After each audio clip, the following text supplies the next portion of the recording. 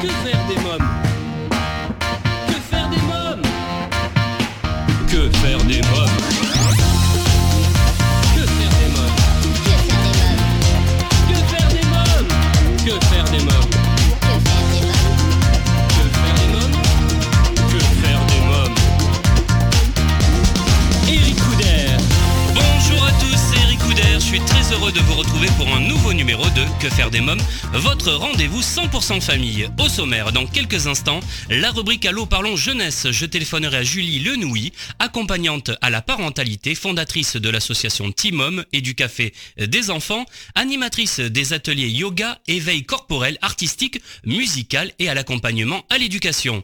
Dans la rubrique À vos agendas, comme chaque semaine, je partagerai avec vous ma sélection des meilleures sorties à faire en famille, cinéma. Nous découvrirons la bande-annonce du film Yao, spectacle coup de projecteur sur Verte d'après Marie Desplechin au théâtre Paris-Villette. Livre J'ai lu L'Europe c'est quoi pour toi de Frédéric Fapani-Volantringen et Henri Malos aux éditions L'Harmattan.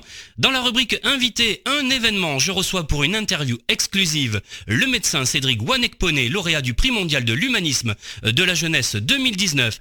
À cette occasion interviendront dans cette émission Audrey Gauthier, secrétaire générale internationale de l'ONG CNRJ et son président international Frédéric Fapani-Volantringen, Jordan Plevnes, ambassadeur, écrivain, dramaturge et poète macédonien, mais également Riccardo Brizzi, professeur d'histoire contemporaine à l'université de Bologne, Jean-Patrick Conrad, président de l'Académie européenne des anciens des arts et lettres, professeur émérite de physique à l'Imperial College de Londres, et Romano Prodi, président de l'Assemblée nationale du Parti démocrate italien et ancien président de la Commission européenne et lauréat du prix mondial de l'humanisme 2019. À présent, en partenariat avec l'ONG CNRJ, Allô parlons jeunesse. Que faire des mômes? L'ONG CNRJ est l'organisation non gouvernementale des cercles nationaux de réflexion sur la jeunesse. L'ONG CNRJ possède un statut consultatif spécial auprès de l'ONU et est présente dans plus de 20 pays dans le monde. L'ONG CNRJ est construite par des citoyens sans argent des États, elle est donc indépendante. Elle travaille à permettre à la jeunesse de mieux prendre sa place dans le monde.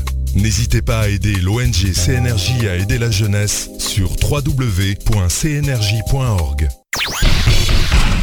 L'ONG CNRJ vous présente l'invité jeunesse. J'appelle sans plus attendre Julie Lenouilly.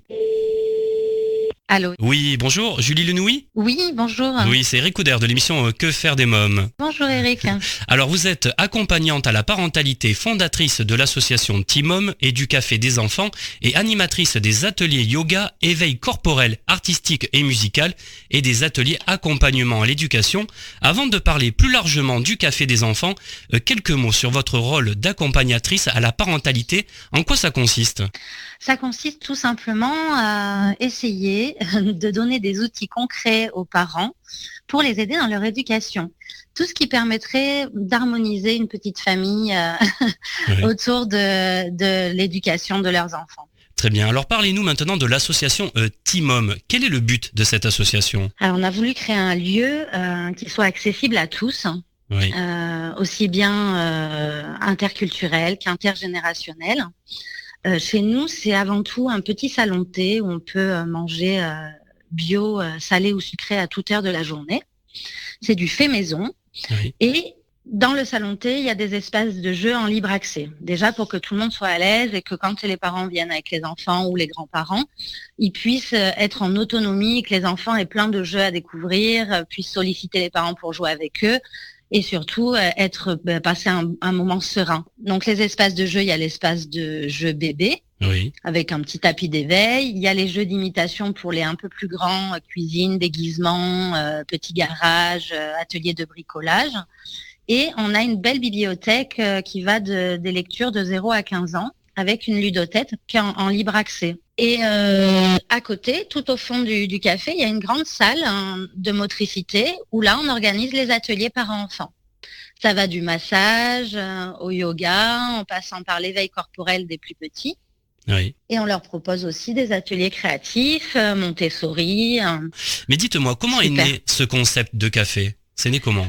Alors, c'est né tout simplement du fait qu'on est parents et que sur notre commune, on ne trouvait pas ce genre de concept. C'est né en fait ce concept, d'après ce que j'ai vu dans votre dossier de presse, en 99 à Paris avec le Café Zoïde, dans le 19e arrondissement. Exactement. C'était les précurseurs. Le Café Zoïde existe encore, d'ailleurs, si on a des Parisiens qui nous écoutent. En 99, ils ont créé ça et depuis, ça fait plein de petits, puisqu'actuellement, il y a à peu près une centaine de cafés des enfants en Europe. Et je pense qu'on ne doit pas être loin d'une quarantaine en France. Alors je vais tous les citer justement. Le Café Zoïde à Paris, c'est le pionnier. À l'abordage, c'est à Nantes. Les potentiels, c'est à Lille. Les petites mains, c'est à Uzès. La cafette au Môme, c'est à Lyon. La boîte à lutin, c'est à Toulouse. Après, il y a le Zadigozinc. Zadigozinc, voilà, à Montpellier. La soupape à Grenoble. Et puis, Café La Fée à Noisy-le-Grand. Alors, à qui s'adresse ce café des enfants ? Nous, on a choisi de l'implanter dans un quartier avec une grande mixité sociale et culturelle. Ça vise bien sûr l'enfant de 0 à 14 ans accompagné d'un adulte. Avant l'âge de 8 ans, mais ce qui est intéressant, Eric, c'est qu'après l'âge de 8 ans, et avec une autorisation des parents s'ils sont adhérents à l'association, ils peuvent laisser leur enfant venir seuls. Et ça, c'est assez intéressant. J'ai des enfants de 12 ans qui viennent faire leurs devoirs, des petites filles après leur cours d'équitation qui viennent passer un goûter, un moment. Donc les parents nous les déposent, nous donnent leurs coordonnées téléphoniques et signent une autorisation. Et ils reviennent les chercher 1 heure, 2 heures après. Et ils ont juste à m'indiquer s'ils ont le droit de prendre un goûter ou de faire un atelier. Dans ces cas-là, on s'arrange et on les inscrit à un atelier et ils font un atelier. Et on aime bien cette autonomie. C'est pour ça qu'on leur a donné la possibilité aux enfants, 1 fois par an, de faire une assemblée générale à l'association pour nous donner leurs idées, comment ils veulent faire évoluer le café. Et j'avoue que c'est très enrichissant de faire participer les enfants à ce point. Que faire des mômes continue dans quelques instants, toujours en compagnie de Julie Lenouilly pour en savoir davantage sur Timom. Mais pour l'instant, faisons une courte pause. À tout de suite. Que faire des mômes ? Chers auditeurs, si vous venez de nous rejoindre, vous écoutez Que faire des mômes, l'émission 100% famille, c'est Eric Couder. Je suis en ligne avec Julie Lenouilly, nous parlons du café des enfants Timom. Quelques mots sur votre équipe. Alors mon équipe, elle est assez réduite en général. C'est Arnaud Lenouilly qui est en cuisine. Et ensuite, sur les lieux, nous avons une psychologue, Elodie Commel, un magnétiseur, Antoine Le Serre, et nous avons une praticienne shiatsu. Et toute la semaine, on a des intervenants extérieurs qui viennent faire la langue des signes, par exemple, les ateliers du futur papa, de la sophrologie, du portage, de l'allaitement. Je vous remercie, Julie Lenouilly. Merci beaucoup. C'est moi qui vous remercie, Eric. Passez une excellente journée. Vous aussi, au revoir. Au revoir. Alors, si vous souhaitez des renseignements complémentaires sur Timom, vous trouverez un lien dans le podcast de cette émission sur le site quefairedesmoms.fr. À présent, c'est la rubrique à vos agendas. Que faire des mômes ? À noter dans vos agendas cinéma Yao, une comédie dramatique de Philippe Godot avec Omar Sy. Découvrons ensemble la bande-annonce. Mon nom c'est Yao. Tu viens d'où? Canel, moi c'est tard. Je suis parti tout seul. C'est où? 387 km. Tout seul. Et comment tu vas rentrer? Je sais pas, moi c'est tard. S'appelle comment ta ville déjà? Canel, moi c'est tard. Je t'emmène. Yao, un film à découvrir en famille au cinéma. Chers auditeurs, à noter dans vos agendas le spectacle Verte d'après Marie Desplechin, mise en scène par Léna Bréban, en collaboration avec Alexandre Zambo, un spectacle pour les enfants à partir de 8 ans, à découvrir du 21 février au 3 mars au théâtre Paris-Villette. À présent, votre rubrique J'ai lu. Que faire des mômes ? Cette semaine, je souhaitais attirer votre attention sur le livre de l'un de mes invités à l'initiative du Prix mondial de l'humanisme de la jeunesse 2019, Frédéric Fapani-Vollontringen, signe en collaboration avec Henri Malos, L'Europe, c'est quoi pour toi ? Les auteurs nous donnent à découvrir leur vision de l'Europe. Ils sont anciens présidents du Comité économique et social européen et présidents de l'ONG internationale, ONG CNRJ. Au travers d'une dizaine de questions, ils conversent, divergent, se retrouvent et nous offrent une démocratisation du discours qui ne fait pas l'économie de la réflexion. Il s'agit d'aller plus loin sur ce qu'est l'Europe d'aujourd'hui. L'Europe, c'est quoi pour toi ? Aux éditions L'Harmattan. À présent, c'est la rubrique Invité. Que faire des mômes ? C'est un événement, je me suis rendu il y a quelques jours en Macédoine en qualité de membre du jury à l'occasion du prix mondial de l'humanisme de la jeunesse 2019 décerné au jeune médecin de Centrafrique Cédric Wanekpone qui m'a accordé une interview exclusive. Mais avant d'écouter notre rencontre, retrouvons Audrey Gauthier, secrétaire internationale de l'ONG CNRJ, Jordan Plevnes, ambassadeur, écrivain, dramaturge et poète macédonien, ainsi que le professeur d'histoire contemporaine à l'université de Bologne, Riccardo Brizzi. Bonjour Audrey Gauthier. Bonjour Eric Couder. Qu'est-ce que c'est que le prix mondial de l'humanisme de la jeunesse ? Alors c'est un prix qui est né il y a un an jour pour jour à Ohrid, ici même où nous sommes, lors d'une conversation entre Frédéric Fapani von Lothringen, Jordan Plevnes, donc initiateur lui du prix de l'humanisme mondial, et moi-même. Nous étions tous les trois en train de discuter sur le fait que les précédents lauréats de ce prix de l'humanisme avaient tous entre 70 et 100 ans pour les plus anciens, et que c'était très bien qu'on honore ces gens-là, une carrière magnifique, un impact de l'humanisme. Toutefois, il est quand même dommage d'attendre que les gens soient dans les dernières années de leur vie et fini toute leur carrière pour les honorer. C'est aussi important d'honorer des jeunes personnes qui seraient en chemin, en pleine construction d'une carrière et qui auraient tout autant fait des choses brillantes.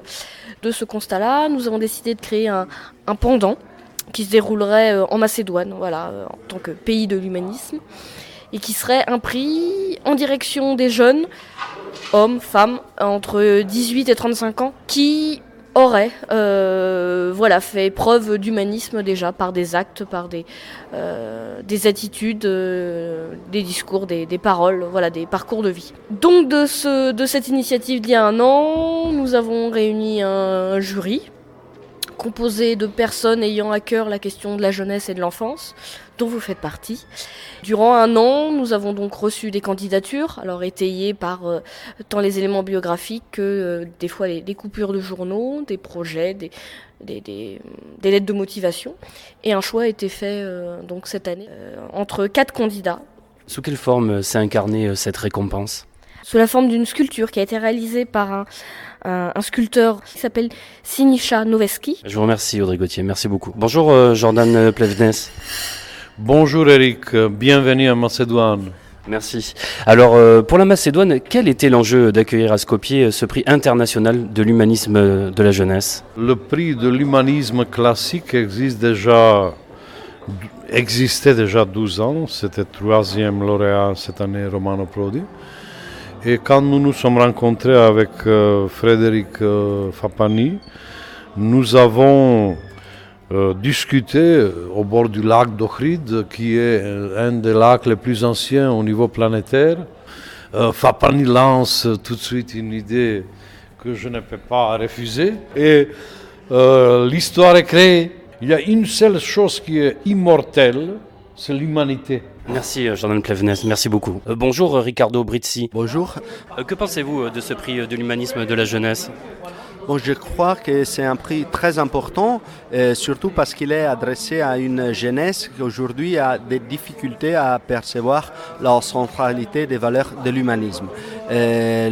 Par exemple, le mot solidarité aujourd'hui dans les dictionnaires politiques et dans les dictionnaires publics ne jouit pas d'une bonne presse, tandis que je crois que c'est la seule valeur qui peut faire des citoyens une réelle communauté. Donc c'est très important que ce prix ait été consacré à un jeune qui a consacré sa vie dans un contexte de guerre comme celui de la République centrafricaine, qui est un des pays plus pauvres du monde et qui a consacré sa vie et l'a dédié aux autres. Votre émission Que faire des mômes continue dans quelques minutes. Je recevrai Jean-Patrick Connerad, Romano Prodi, Frédéric Fapani von Lothringen et en exclusivité, le médecin Cédric Wanekpone, lauréat du prix mondial de l'humanisme de la jeunesse 2019. Mais pour l'instant, c'est la pause. À tout de suite. Que faire des mômes ? Vous écoutez Que faire des mômes, votre émission 100% famille, c'est Eric Couder.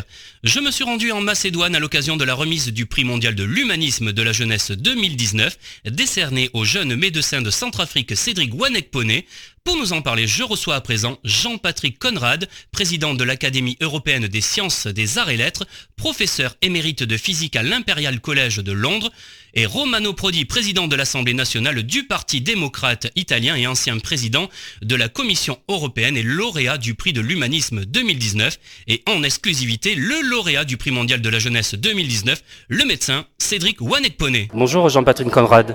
Bonjour. Alors selon vous, quelle est la place que pourrait occuper ce prix de l'humanisme jeunesse dans les années à venir dans le monde? Je pense que cette place est vraiment essentielle parce que aujourd'hui, nous arrivons au bout de ce qu'on pouvait faire dans un monde spécialisé.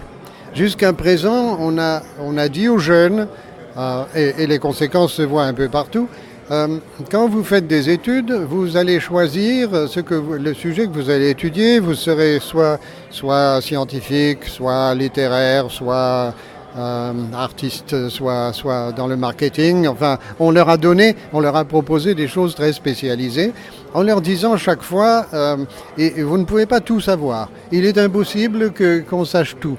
Et nous avons abandonné en fait l'idéal de l'humanisme qui était justement qu'on cherche à se renseigner un peu sur tout, qu'on se sente responsable un peu de tout et que jamais on ne coupe une branche du grand arbre du savoir pour n'étudier que celle-là. Nous avons en fait commis une erreur parce qu'il vaut mieux en savoir un tout petit peu moins dans un domaine spécialisé, mais savoir ce qu'on fait et pourquoi on le fait. Si on a besoin de savoir quelque chose vraiment de très spécialisé, on est toujours libre d'aller se renseigner soi-même. Mais l'éducation elle-même doit être humaniste. Et je suis très heureux, très content de voir que les jeunes aujourd'hui ont compris ça. Les jeunes ne veulent plus se laisser enfermer dans une matière. Les jeunes aujourd'hui veulent que toute matière débouche sur quelque chose qui est d'intérêt pour l'humanité. Et donc, ce prix de l'humanisme, je crois, est une façon de reconnaître ce changement de cap, ce nouveau point de vue par rapport à l'enseignement. Et il était particulièrement important que ce soit un prix de l'humanisme pour les jeunes, que ça ne vienne justement pas de tous ces vieux spécialistes qui sont passés par le moule de la spécialité, bien au contraire qu'on aille chercher des jeunes qui peuvent servir d'exemple. Très bien, je vous remercie. Bonjour Romano Prodi. Bonjour à vous. Que représente pour vous ce prix de l'humanisme? Mais premièrement, une surprise parce que en général, un politicien, il ne prend pas le prix pour l'humanisme. Alors peut-être que c'est une erreur. Mais non. Je l'interprète comme la nécessité de lier les peuples. Ça, c'est la raison parce que je suis aussi en faveur de l'Europe. Et surtout, quand vous êtes ici dans les Balkans, vous comprenez la tragédie de l'histoire. Et alors, l'humanisme, c'est la langue partagée de tout le monde. Il faut avoir une langue partagée. Alors cette année, c'était pour la première fois, il y a eu lieu le prix de l'humanisme jeunesse. Que pensez-vous de cette initiative? Mais c'est à juger sur la personne qui l'a pris. Mon jugement, c'est très très positif parce que le prix de l'humanisme est arrivé à un jeune qui a vraiment donné sa vie pour la communauté, mais il a étudié, il a mis les résultats de ses études au service des autres. Il a vraiment géré bien sa jeunesse. Alors si on trouve des candidats comme ça tous les années, alors je suis très très favorable. Ça donne de l'espoir pour le futur? Oui, ça c'est l'espoir pour le futur parce qu'il a vraiment assemblé des petites et des plus grandes communautés. Ça c'est très important. Je vous remercie, merci beaucoup. Merci à vous. Bonjour Cédric Wanekpone. Bonjour. Alors vous êtes lauréat du prix mondial de l'humanisme jeunesse. Que représente pour vous ce prix? Je pense que ce prix, pour moi, c'est déjà un grand honneur et aussi une grande responsabilité parce que porter en soi à la flamme de l'humanisme en étant jeune, ça suscite d'emblée la question de savoir comment garder cette flamme-là toujours allumée. Et donc, je pense que en même temps, c'est un grand honneur de recevoir ce prix et c'est une grande responsabilité à pouvoir communiquer cet humanisme, à pouvoir le témoigner partout et surtout là où on a le plus besoin, comme dans mon pays, la République centrafricaine. Alors vous êtes médecin, quel parcours avez-vous suivi ? J'ai fait mes études de médecine générale en République centrafricaine dans mon pays. Ensuite, j'ai participé à beaucoup de programmes d'échange au niveau international, notamment le programme YALI, Young African Leaders Initiative, qui avait été lancé par l'ancien président américain Barack Obama. J'ai été aussi en Corée du Sud dans le cadre d'un échange interuniversitaire pour un stage hospitalier de 3 mois à l'Université catholique de Daegu. J'ai participé également à beaucoup de formations dans le domaine de la dignité de la personne humaine et autres. Et maintenant, je suis à Dakar où j'ai opté pour une spécialisation médicale en néphrologie. Dans quelques minutes, Que faire des mômes, votre émission 100% famille continue, toujours en compagnie de Cédric Wanekpone, médecin et lauréat du prix mondial de l'humanisme de la jeunesse 2019. Et je recevrai Frédéric Fapani-Volantringen, président international de l'ONG CNRJ. A tout de suite. Que faire des mômes ? Si vous venez de nous rejoindre, vous écoutez Que faire des mômes, l'émission 100% famille à partager sans modération, c'est Eric Couder. C'est un événement. Mon invité d'honneur aujourd'hui est le médecin Cédric Wanekpone, lauréat du prix mondial de l'humanisme de la jeunesse 2019. Alors à quoi ressemblent vos journées en tant que médecin en Centrafrique ? Ça commence déjà, dès que je me réveille, souvent il y a 2 ou 3 personnes qui sont là, maman souvent avec des bébés parce qu'ils n'ont pas les moyens pour aller à l'hôpital le plus proche. Et donc je commence déjà par une consultation rapide à domicile. Ensuite je vais dans le centre de santé dans lequel je travaille, qui est non loin de chez moi, à Notre-Dame de Fatima, où nous soignons des personnes vulnérables, souvent des déplacés, des personnes âgées, des femmes enceintes, des enfants. Et je finis là autour de 13h à 14h. Après cela, juste une petite pause à 15h. Soit je suis invité par une association des jeunes, soit je vais pour donner une communication, pour donner une formation.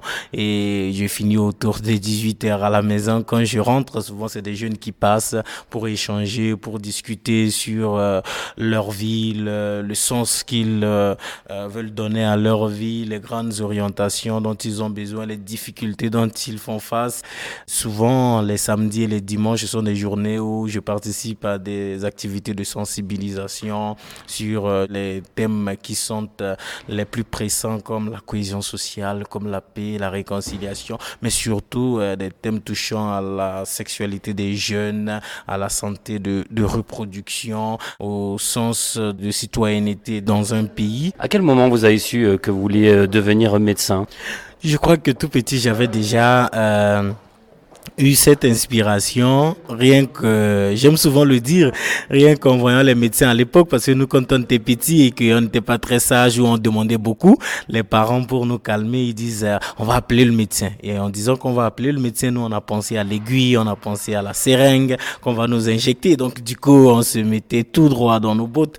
Alors, donc, moi, je me suis dit, quand j'étais petit, je me dis, bon, quand je vais grandir, je vais devenir ce médecin-là qui ne va plus faire peur aux enfants. Et après, quand j'ai grandi, j'ai choisi de faire la médecine parce que je me suis dit la médecine c'est l'un des moyens les plus forts pour communiquer avec les gens, pour être présent avec les gens à un moment où ils ont le plus besoin. Même tu prends quelqu'un qui est peut-être que la vie a peut-être transformé négativement, mais au moment où il a un problème de santé, à ce moment-là, tu penses que tu peux passer des messages message vraiment fort. Et c'est ce que j'ai eu à faire pendant la crise dans notre pays quand j'ai été envoyé pour travailler dans des lieux où l'insécurité est sans borne, dans des conditions difficiles, et que je consultais des gens qui étaient peut-être impliqués d'une façon ou d'une autre dans les conflits armés. À ce moment-là, j'arrivais à passer des messages de paix, à dire mais à quoi beau ça sert de continuer sur ce chemin, pourquoi ne pas opter pour la dignité de la personne, pour la paix et voir les choses autrement. Et je pense que voilà là, toute la beauté de ce métier de médecin qui, comme on l'a appris à la faculté, n'est pas seulement être un soignant, mais c'est être un chercheur et un enseignant en même temps. Alors, vous le disiez, vous avez opéré des femmes et des enfants en zone de guerre. Quelles sont les difficultés que l'on peut rencontrer en tant que médecin dans ces cas-là ? D'abord, dans ce genre de situation, c'est le manque cruel de matériel et de plateaux techniques. Je donne l'exemple où le 5 décembre 2013, quand les événements ont atteint un pic dans mon pays et que moi-même je me trouvais réfugié sur un site de déplacés tenu par des religieux, des prêtres carmes à Bimbo. Et quand on était arrivé, il y avait plein de gens qui venaient, des femmes enceintes et tout ça. Et vous savez qu'avec les coups de feu et tout ça, parfois les enfants viennent plus tôt que prévu. Et donc on s'était rencontrés avec des besoins énormes. Et on n'avait que la petite boîte pharmaceutique de ces prêtres-là qui était là à côté. Et donc on a dû l'utiliser et on a dû même transformer leur réfectoire en salle d'accouchement où plus d'une cinquantaine d'enfants ont vu le jour après. Et donc la première difficulté, c'est de dire mais que puis-je faire pour aider tous ces gens-là? Et donc c'est souvent tu as la compétence, tu as la capacité, mais t'as pas le médicament sur place, t'as pas les outils qu'il faut, et après parfois il faut utiliser le système D pour pouvoir aider. Donc je pense que c'est ce qui frappe en premier lieu, et je pense que voilà, c'est ce qui m'a beaucoup le plus touché comme difficulté. Et l'autre difficulté maintenant, c'est bon, tu t'en fiches de ta sécurité parce que en tant que médecin, on t'envoie partout et que tant qu'il y a des gens qui souffrent, tu dois y aller pour porter secours. Moi, j'ai été envoyé par exemple dans des zones qui ont été contrôlées par des rebelles. Bon, ma famille était très inquiète, mes amis ne voulaient pas que j'y aille, mais ils savaient que j'étais tellement têtu que je devais y aller. Et quand j'étais y allé, bon, je me sentais seul, mais en même temps, il y avait les malades qui étaient là, il y avait le besoin qui était là, et tu avais quelque chose auquel tu pouvais t'accrocher. Et quand au fond de toi, tu sais que tu es là pour rendre service, je pense que les choses vont simplement. Quel est votre plus beau souvenir? Peut-être le fait d'avoir sauvé la vie d'un patient ou un enfant, peut-être? Le plus beau souvenir, c'est quand je marchais dans un site de déplacés. On a crié qu'il y avait une femme qui était en train d'accoucher sous une tente. Alors quand j'étais arrivé, il y avait juste qu'une paire de gants qui était là, c'était le seul instrument. Et la tête de l'enfant était déjà présentable, et donc il fallait procéder à l'accouchement, sinon il risque d'avoir beaucoup de complications. Alors j'ai fait cet accouchement-là avec ce paire de gants, avec une lame rasoir qui était neuve bien sûr, et avec un fil à cheveux pour pouvoir attacher les cordons ombilicaux. Voilà, ça m'avait beaucoup touché. Que faire des mômes continue toujours en compagnie du lauréat du prix mondial de la jeunesse 2019, le médecin Cédric Wanekpone, et je recevrai Frédéric Fapani von Lontringen, président international de l'ONG CNRJ. Mais pour l'instant, je vous propose de faire une courte pause. À tout de suite. Que faire des mômes? De retour pour la suite de Que faire des mômes, votre émission 100% famille, c'est Eric Couder. Je vous propose d'écouter la suite de ma rencontre avec le médecin Cédric Wanekpone, lauréat du prix mondial de l'humanisme de la jeunesse 2019, et je recevrai Frédéric Fapani von Lontringen, président international de l'ONG CNRJ, et à l'initiative de cet événement. Alors pour le peuple africain, comment est perçu ou reçu plutôt votre nomination au prix de l'humanisme jeunesse? Je pense que pour mon pays et pour la jeunesse de mon pays, c'est d'abord un signe fort, parce que vous savez, pendant ces événements, la jeunesse centrafricaine a toujours été accusée d'être une des jeunesses les pires au monde, parce que elle est à la fois au front, mais malheureusement les gens ne savent pas que c'est cette jeunesse qui paie le plus lourd tribut, parce que pendant plus de 30 ans, il n'y a pas une éducation de qualité cohérente qui respecte les dates, qui respecte les calendriers qu'il faut et les conditions qu'il faut. Et en même temps, il y a beaucoup de jeunes centrafricains qui œuvrent jour et nuit pour que les choses changent. Il y a des jeunes qui travaillent dans des associations, qui se battent, mais dont personne n'entend parler. Je comprends parfaitement que, étant un des pays les plus oubliés au monde, c'est plus frappant de montrer que des images de terreur et autres qui ne sont pas dénouées de tout fondement. Je suis d'accord. Mais on oublie souvent cette frange de la jeunesse qui se bat dans la discrétion la plus totale d'apporter tout ce qu'elle a de meilleur en elle. Et je pense que c'est de cette façon que c'est aussi perçu ce prix, un encouragement pour cette jeunesse qui va devoir oser davantage, qui va devoir faire grandir cet élan de bien qui est aussi en elle. Alors l'ONG CNRJ est à l'initiative de ce prix mondial de l'humanisme de la jeunesse. Qu'avez-vous envie de leur dire ? Moi, les mots ne seront jamais assez forts pour témoigner notre gratitude envers le CNRJ qui, déjà en 2014, dans les moments les plus difficiles et les plus douloureux de cette crise, a su se déplacer avec les moyens de bord en République centrafricaine. J'avais eu l'honneur de les rencontrer, de travailler avec eux. On était allé même là où on tirait pour pouvoir consulter, pour pouvoir échanger avec les gens. Et quand je vois ce travail magnifique que cette équipe, cette ONG fait, je dis merci. Vous avez une idée d'où vous allez mettre votre prix ?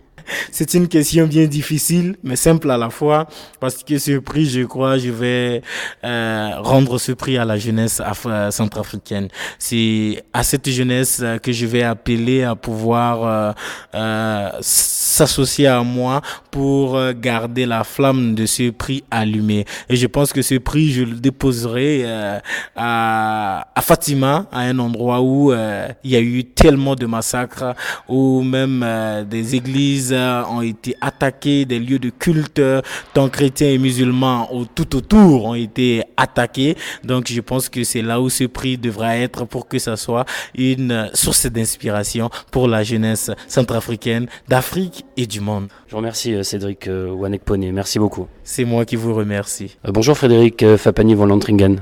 Bonjour Eric Couder. Alors, vous êtes président international de l'ONG CNRJ.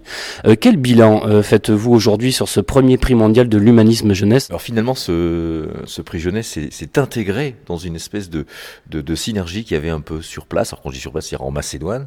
On a commencé ces journées avec le prix donc de l'humanisme, mais qui était intégré dans un colloque qui a lieu annuellement à Skopje. Et puis par la suite, nous sommes allés donc à Ohrid, une seconde ville, où se déroulait le prix de l'humanisme, je vais dire général, comparé au prix de l'humanisme jeunesse.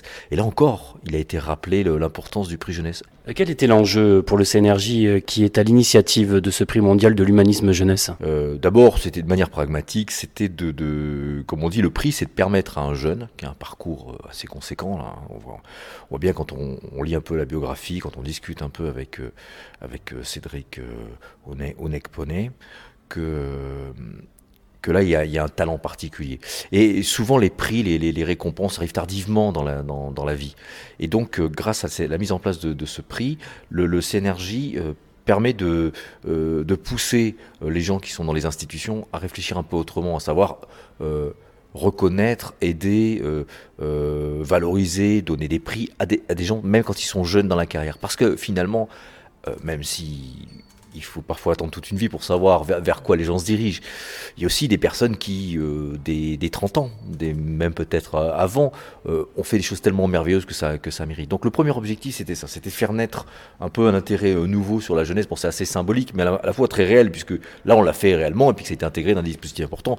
Il y a des gens, quand même, des personnalités, nous avons quand même eu le passage de Romano Prodi, dont on ne peut pas dire que ce soit une personnalité secondaire, quoi, par exemple.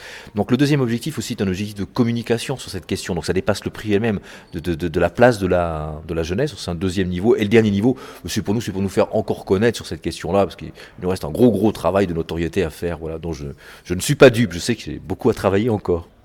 Merci Frédéric Fabani-Volantringen, merci beaucoup. Je vous en prie et merci à vous de m'avoir encore permis de prendre la parole puis d'avoir été présent tout au long de ce parcours que nous avons fait là sur plusieurs jours au sein de l'humanisme international. Merci beaucoup Eric. Et bien voilà, Que faire des mômes pour aujourd'hui, c'est terminé. Un grand merci à mes invités. Je souhaitais remercier personnellement les membres de l'ONG CNRJ, Audrey Gauthier et Frédéric Fapani-Volantringen, qui m'ont permis de vivre cette aventure extraordinaire, ainsi que Jean Plevness et toute la délégation macédonienne, et féliciter à nouveau le très méritant médecin Cédric Wanekpone. Comme chaque semaine, j'embrasse très fort ma petite nièce Erika qui m'a inspiré cette émission. Merci à vous tous d'être chaque semaine de plus en plus nombreux à nous écouter. Je vous invite sans plus attendre à vous abonner au podcast et au site quefairedesmoms.fr et à nous suivre sur les réseaux sociaux, Facebook, Twitter et Instagram. Merci pour votre fidélité. Bye bye.